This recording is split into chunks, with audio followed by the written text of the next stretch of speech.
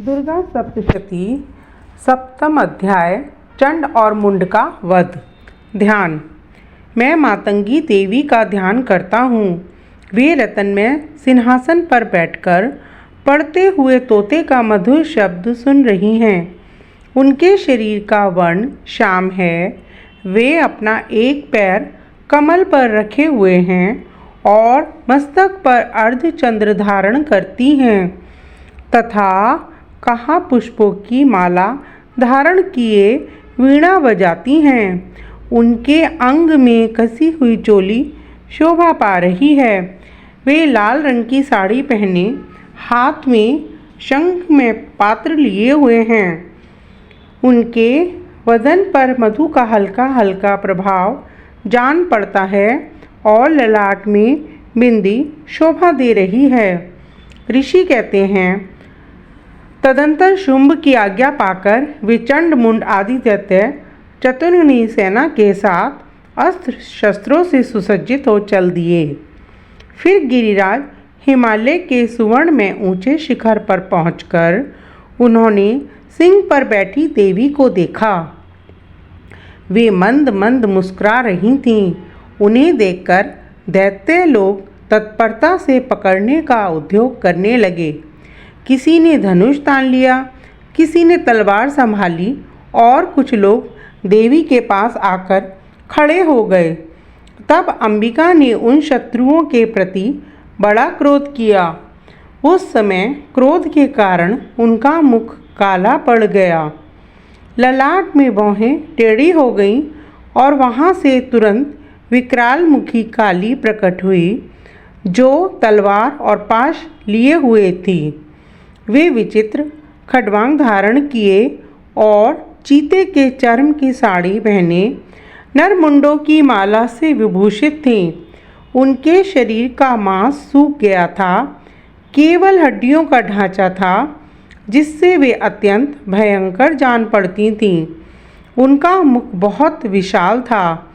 जीभ लपलपाने के कारण वे और भी डरावनी प्रतीत होती थीं।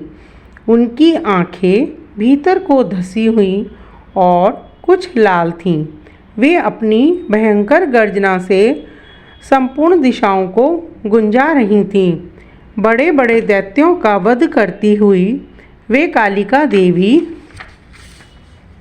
बड़े वेग से दैत्यों की उस सेना पर टूट पड़ी और उन सबको भक्षण करने लगीं।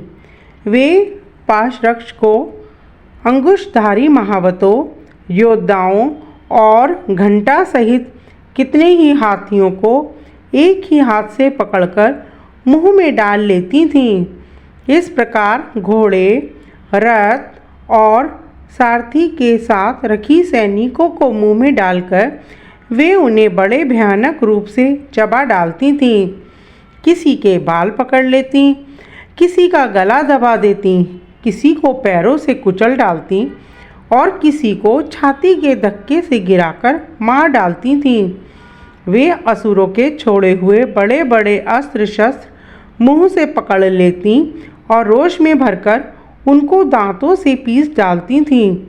काली ने बलवान एवं दुरात्मा दैत्यों की वह सारी सेना रौंद डाली, खा डाली और कितनों को मार भगाया। कोई तलवार के घाट उतारे गए, कोई खड्वांग से पीटे गए और कितने ही असुर दांतों के अग्रभाग से कुचले जाकर मृत्यु को प्राप्त हुए। इस प्रकार देवी ने असुरों की उस सारी सेना को क्षण भर में मार गिराया। यह देख चंड उन भयानक काली देवी की ओर दौड़ा तथा महादैत्य मुंड ने भी अत्यंत भयंकर बाणों की वर्षा से तथा हजारों बार चलाए हुए चक्रों से उन भयानक नेत्रों वाली देवी को आच्छादित कर दिया।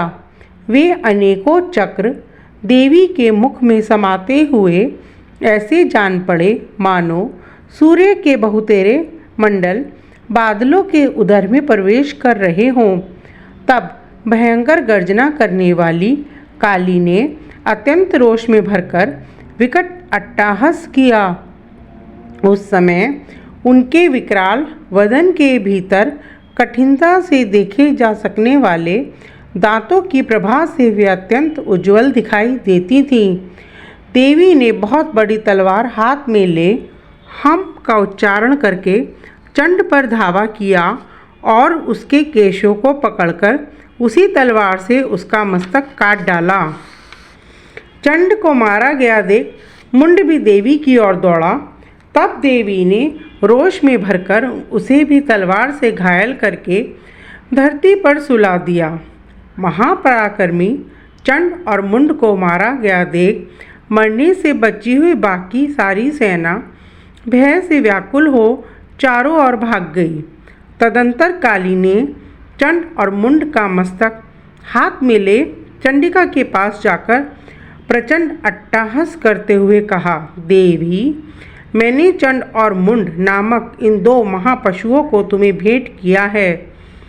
अब युद्ध यज्ञ में तुम शुंभ और निशुंभ का स्वयं ही वध करना।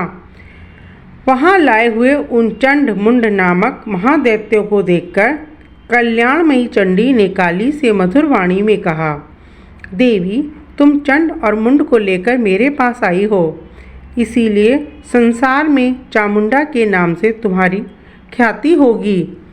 इस प्रकार श्री मार्कंडेय पुराण में सावर्णिक मनवंतर की कथा के अंतर्गत देवी महात्म्य में चंड मुंड वध नामक 7वां अध्याय पूरा हुआ। जय माता की। अगर आपको ये जानकारी अच्छी लगे तो कृपया मेरे चैनल को लाइक, शेयर एंड सब्सक्राइब करें। धन्यवाद।